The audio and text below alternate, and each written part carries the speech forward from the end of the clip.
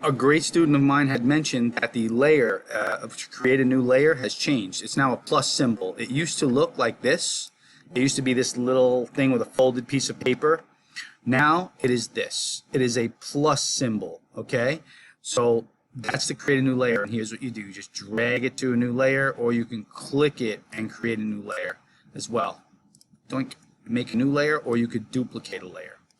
That's how you use it, all right? So we can delete anything we don't want. And if you want to create a new layer, it is this right here. It's the plus symbol for 2021. They just changed it 2 months ago. It is June. It was changed in April.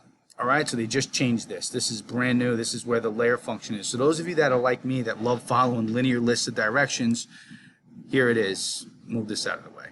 This is the new layer function, so this way when I show you how to make a new layer in previous tutorials, you can bridge the gap and really see exactly the icons if you're that visual. Okay? Good luck, everybody.